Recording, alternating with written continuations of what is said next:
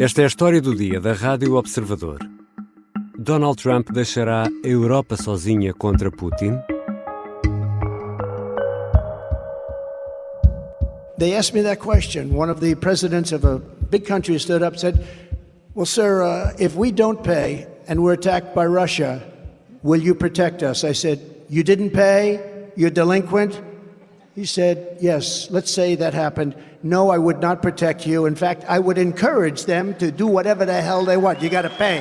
You got to pay your bills. And the money came flowing in.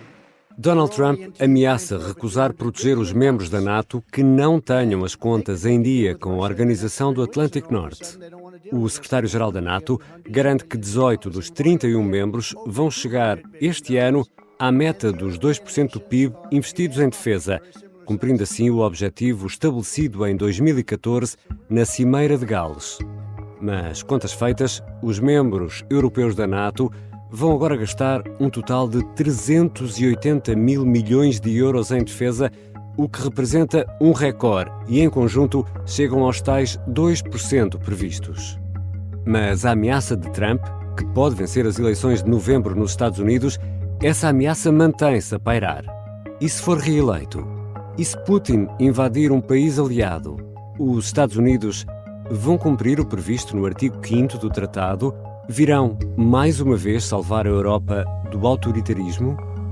Hoje a conversa é do jornalista João Santos Duarte com Francisco Proença Garcia. É professor no Instituto de Estudos Políticos da Universidade Católica e é ex-oficial do Exército. Eu sou Ricardo Conceição e esta é a história do dia de sexta-feira, 16 de fevereiro.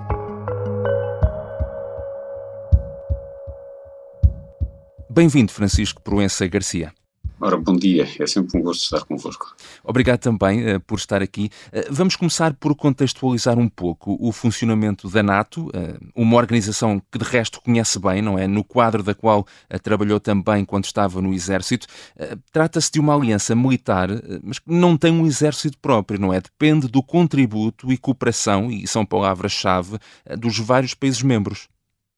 João, primeira clarificação, não é uma aliança militar. Quem decide na NATO são os representantes permanentes, que são embaixadores, que representam o chefe de Estado e de Governo, de maneira que é uma aliança política. E o processo de decisão é político. Depois tem um longo braço armado. Tem uma coisa que é muito importante, tem uma estrutura de comandos permanente. Nós temos aqui em Lisboa, por exemplo, a Strike for NATO, não é? Mas tem dois grandes comandos estratégicos e depois tem vários comandos ao nível inferior, operacional, e depois tem vários comandos ao nível tático, onde são estruturas de comando permanente. Isso à volta dos 15 mil homens. Isto depois, quando há exercícios, eles coordenam os exercícios, organizam, e se for necessário empregar a força, comandam forças que são cedidas aí pelos países. Chama-se isso, quando os países cedem as forças, chama-se Conferência de Geração de Forças. Imagine uma operação num sítio, quando foi nos Balcãs, por exemplo. Eram precisos 50 mil homens, 200 carros de combate, 30 aviões. Depois aquilo é um leilão, e os países vão oferecendo até a força estar completa. Está a ver? E depois sim, fica com o comando da organização e tem a estrutura de comando permanente. Mas quando é para projetar uma força, é por oferta dos países, é que vão dando os meios e as capacidades diferenciadas para se cumprir essa missão. This year, I expect 18 allies to spend 2% of the GDP on defense.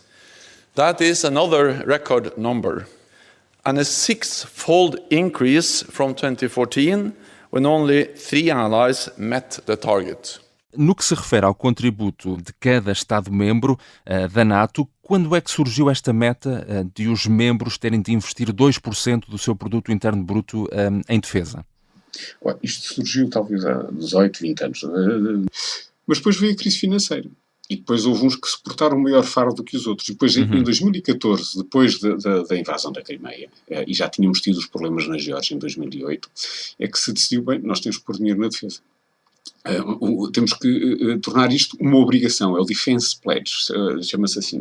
Foi na Cimeira de Gales em 2014, faz agora 10 anos, que houve esse compromisso assumido de este ano, 2024, atingirmos essa meta. Ainda estamos longe em alguns países, mas pelo menos ficou a ideia que era necessário pôr dinheiro na área da defesa de cada país. Não estamos a falar, no fundo, há vários orçamentos. Uma coisa é o orçamento da organização para ela viver, não é? Que neste momento anda à volta dos 3,5 mil milhões para a organização viver, mas depois há, cada país tem que investir nas suas forças armadas e esse investimento é que deve corresponder mais ou menos a 2%, o compromisso é 2% do produto nacional. Esta questão dos 2% tem sido muito falada, enfim, por causa não só das recentes declarações de Donald Trump, mas também daquilo que foram as declarações durante o tempo em que foi presidente, mas já lá vamos. Para já, uma questão.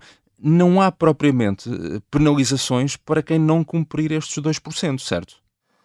É uma questão de princípio, quer dizer, nós confiamos que os chefes de Estado e de Governo, quando assumem um compromisso, é um compromisso, não é um contrato, é apenas um compromisso. Em princípio são pessoas de palavra. Mesmo que o chefe de Estado e de Governo mudem, porque se nós somos democracias liberais, o Estado mantém-se o mesmo. De maneira que é um princípio. Bom, se comprometem com isso, tem que tentar cumprir, mas não há penalização por não cumprir. Bom, mas podemos lá chegar um dia, está a ver? Porque dentro de um clube de 31, qualquer dia 32, quando agora entrar a Suécia, depois há uns que não pagam e depois como é que é? Então estamos todos à mesma mesa e há uns que pagam mais do que outros, de maneira que cria-se mau ambiente nisso, de maneira que as pessoas os países acabam por ser forçados, vai levar algum tempo, alguns deles têm mais dificuldades económicas como é a nossa, a chegar lá, mas eu estou convencido que todos vamos chegar lá. In 2024, NATO allies in Europe will invest a combined total of $380 billion in defense. For the first time, this amounts to 2% of their combined GDP. So we are making real progress. O secretário-geral da organização já veio garantir que este ano 18 dos 31 membros vão chegar à tal meta dos 2% do PIB investidos em defesa. E há aqui um caso interessante e importante, que é o caso da Alemanha, que atinge agora a meta dos 2% pela primeira vez desde o fim da Guerra Fria. A Alemanha reorientou aqui completamente a sua estratégia para a defesa. Bom, e ainda bem que alguém lidera o processo a nível europeu. Veja, a Alemanha acrescentou, depois da invasão da Ucrânia, ou desta segunda fase da guerra na Ucrânia, eles meteram mais 100 mil milhões na defesa. É muito dinheiro. É muito dinheiro. Isso é dinheiro que vai para a indústria, não é só para os soldados, vai para a indústria, para a produção de novos equipamentos, para a investigação e desenvolvimento, mas é muito dinheiro. Eles atingiram agora, e vejam, já estão a enviar equipamentos desses para a guerra na Ucrânia. Houve uma mudança significativa em relação ao passado, quer dizer, um passado que já tem 70 anos, tem mais de 70 anos, 75 anos pelo menos, não é? De maneira que há uma reorientação estratégica da Alemanha porque a ameaça está à porta deles. E já perceberam que o conflito na Ucrânia também diz-nos respeito a todos nós. E um dia pode chegar a Alemanha a ter que enviar os seus soldados. Para já só está a enviar equipamento, mas qualquer dia pode ter que enviar soldados. Para já vamos enviando equipamento e é preciso rearmar, é preciso reequipar e com capacidade tecnológica superior àquele que hoje é identificado como o nosso principal adversário, que são os russos, não é? De maneira que ainda bem que a Alemanha lidera o processo, pode ser que os outros vão por arrasto. Portanto, na verdade, a guerra na Ucrânia acabou por ser um grande motor também para este reinvestimento na NATO, não é? E esta percepção de que é importante esse investimento na defesa.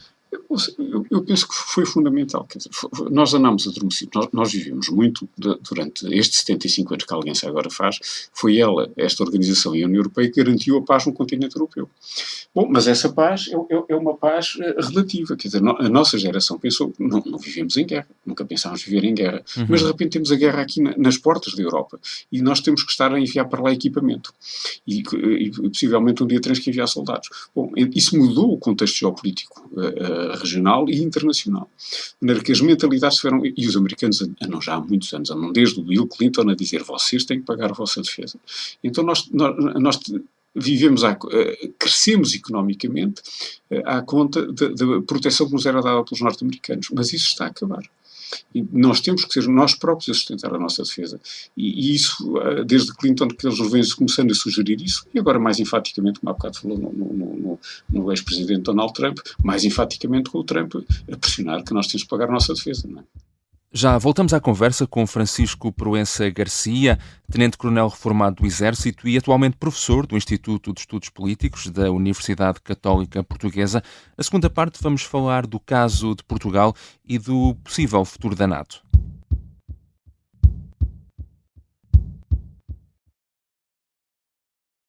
Estamos de regresso à conversa com Francisco Proença Garcia. Francisco, Portugal, que percentagem do PIB é que tem estado a gastar em defesa? Está ainda bastante longe da meta dos 2%.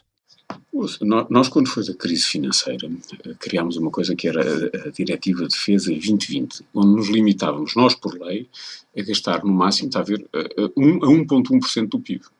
Bom, estamos a meio do caminho. E depois, nas estatísticas, nós normalmente fazemos isto à portuguesa.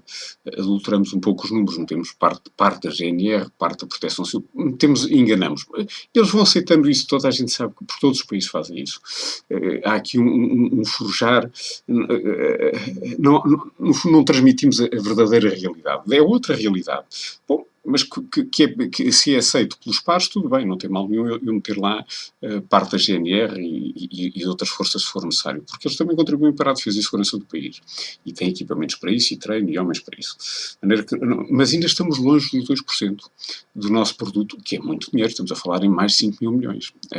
Mas precisamos, de facto, porque senão não estamos a corresponder ao investimento que os nossos pares vão estar a fazer. De maneira que tem que haver dinheiro, não só para os equipamentos, mas também para o apoio àqueles que têm vontade de servir, porque nós não temos serviço militar obrigatório. Há países que estão a retornar isso, mas nós não temos, esperemos que não voltemos a ter. Porquê? Porque não haja essa necessidade, não é? De maneira que tem que ser suficientemente atrativo para os jovens irem prestar o seu serviço, eventualmente fazer uma longa carreira, mas prestarem ali o serviço. Se não for apelativo, eles não vão. Depois como é que nós vamos resolver esse problema? Está a ver? Podemos ter todo o dinheiro, até podemos ter todo o equipamento. Se não dermos prestígio social, se não dermos atratividade, os jovens não vêm. E esse é o grande nosso problema, é o recurso humano, sobretudo esse. A tecnologia, sabe, quando nós temos os quartéis-generais internacionais, temos acesso a toda a tecnologia, a todos os meios. Mas depois, quando eu vou para uma operação com os outros aliados, eu não posso levar um modelo antigo, porque senão eu deixo de poder fazer as operações com ele. Está a ver? Tem que estar ao mesmo nível do que eles para poder continuar a fazer as operações com eles, porque senão o equipamento deixa de ser interoperável. É a mesma coisa que eu ter um carro, um modelo de 20 anos atrás. Bom, ele anda na mesma, mas depois põe-nos em tarefas secundárias. E eu acho que nós não merecemos isso. Nós somos fundadores da Aliança e no nosso prestígio internacional nós devemos dever estar na primeira linha, não é em todas as capacidades, mas em algumas das capacidades devemos estar na primeira linha, porque senão deixamos de contar. E se nós não temos contributos ativos para a organização, para esta e para a União Europeia, os contributos ativos contam-se com boots on the ground, contam-se com capacidades, e se não tivermos esses contributos ativos não existimos. They weren't paying their bills. You've been reading about it. I've been saying, look, if they're not going to pay, we're not going to protect, okay? And Biden has said, oh, this is so bad, this is so terrible that he would say that. No, when I came in, I didn't make a speech. I looked at the numbers. I said, these numbers are terrible. Nobody's paying their bills. Donald Trump voltou a causar polémica nos últimos dias ao dizer que se um Estado-membro da NATO não contribuísse o suficiente, os Estados Unidos não o defenderiam em caso de um ataque, o que de resto é um princípio basilar da aliança, não é? Se Trump vier a ser o candidato republicano, como tudo indica, pelo menos de momento que possa vir a ser, e se vencer as eleições norte-americanas em novembro, que impacto é que isso pode ter para o futuro da NATO? De alguma forma, a organização pode estar em risco? Sabe que a organização também me faz lembrar o Macron, dizia que estava em morte cerebral. Não é? Afinal, ela é mais precisa hoje do que era há 75 anos. De maneira que, sabe, nas democracias, depois as organizações têm uma vida própria e criam internamente dificuldade. Por exemplo, o Trump pode criar as dificuldades em pagar, mas penso que é mais retórica e política interna. Agora nós temos que nos convencer de uma coisa que é muito importante. Os norte-americanos um dia podem se ir embora da Europa. E nós temos que ficar, podem estar na organização, podem ceder alguns equipamentos, mas eles podem se ir embora da Europa, podem perder o interesse. Eles já disseram que as prioridades deles é na Ásia-Pacífico. Se eles forem embora da Europa, nós temos que garantir a segurança da Europa no seu todo, não só da União Europeia, da Europa no seu todo. Com o apoio norte-americano agora, e a Ucrânia tem que nos ganhar tempo para que nós, estes investimentos todos que são feitos na área da defesa, nós consigamos ser mais autónomos daqui a meio dúzia de anos. Isso vai levar anos. Nós precisamos ganhar esse tempo, os ucranianos estão a ganhar esse tempo para nós, e nós temos que politicamente ganhar esse tempo com os norte-americanos para nós sermos, quando nós formos autónomos, então eles podem ir embora. Mas para já eles são imprescindíveis, a Europa. Nós não temos capacidade de sozinhos garantir a estabilidade no continente, sem o seu papel nuclear, sem a presença norte-americana convencional, sem os seus meios aéreos, sem os seus porta-aviões. De maneira que nós temos que ganhar tempo para ter essas capacidades e ter um dia mais autonomia estratégica. Vai levar tempo, vai. Mas precisamos ganhar esse tempo, e o que o Trump diz agora, eu acho que é muito política interna. Depois poderá ter dificuldades com o próprio Congresso, com o próprio Senado. Não é fácil de sair da organização. Bem, mas temos que contar com isso. As organizações também têm como as pessoas, têm o auge, mas um dia também podem desaparecer. De maneira que nós temos é que pensar para a frente e numa alternativa se isso vier a acontecer. And the European Union cannot defend Europe. 80% of NATO's defense expenditure come from non-EU NATO allies. De resto, em entrevista à agência Reuters, o secretário-geral da NATO disse que a União Europeia, como referi há pouco, não pode defender a Europa sozinha neste momento, não é? Dizia, inclusivamente, 80% dos gastos com defesa vêm de aliados da NATO que não pertencem à União Europeia. Mas falava em ganhar esse tempo. A questão de uma força europeia no futuro, autónoma, é algo que poderá vir a acontecer à margem da NATO, diz? Não, vamos lá ver, nós temos que ter sempre um enfoque na NATO, e o ideal é mantermos o enfoque da NATO, mas como eu disse, as organizações podem desaparecer. Já houve organizações semelhantes no Médio Oriente e sobretudo na Ásia-Pacífico, assento, e que desapareceu. Os norte-americanos desmantelaram aquilo, de maneira que nós temos que ter, como europeus, a garantia de que os norte-americanos não se vão embora até nós conseguirmos fazer alguma coisa com a União Europeia. Se é um exército europeu, se é uma capacidade de decisão europeia, nós não sabemos o que é que vamos criar, mas como entidade europeia devemos ter a capacidade de nos defendermos sozinhos. De preferência, ter os aliados norte-americanos. Mas eles é que sabem se querem estar connosco. Eles, para estarem connosco, nós temos que ser atrativos para eles ficarem connosco. E eu faz-me lembrar um discurso do Gates, em 2011, em Bruxelas, que disse: a última geração da Guerra Fria, que está na Casa Branca, é a minha. As próximas gerações que aí vêm já não têm ligação à Europa. Bom, isto foi um aviso, está a ver, vão 13 ou 14 anos. De maneira que nós temos que pensar em ser mais autónomos. Enquanto eles estiverem, é o ideal. Mas temos que ter um cenário de que eles podem querer ir embora ou diminuir o seu contributo. E depois como é que nós ficamos? Ficamos na mão dos russos? Ficamos na mão de quem? De maneira que temos que criar uma estrutura qualquer, fazê-la crescer, ou dentro da própria NATO, até sermos mais fortes dentro da própria organização. Não precisamos criar outra, já temos uma. Os norte-americanos podem ficar mais fracos e até ir embora, que nós não sabemos, não é? Se é essa a opção deles, mas dentro da própria organização, que já existe, é fortalecer a nossa presença com os tais contributos ativos, começarmos a ter mais peso europeu dentro da aliança. E eu penso que não é preciso inventarmos mais organizações. Se nós tivermos um peso europeu superior dentro da aliança, penso que poderemos ficar bem. Mas vai levar tempo. Mas se tudo correr bem, o Donald Trump só vai ter a sua retórica política. Se correr mal, temos que estar preparados. Não podemos estar à espera que isto não corra mal e depois, se correr mal, nós não temos alternativa. É importante pensarmos na alternativa e trabalharmos para essa alternativa. Obrigado, Francisco Proença Garcia. Muito obrigado, e eu disponho sempre. O jornalista João Santos Duarte conversou com Francisco Proença Garcia, professor no Instituto de Estudos Políticos da Universidade Católica Portuguesa e ex-militar. Esta foi a História do Dia. Neste episódio, ouvimos sons da NATO e da agência Reuters.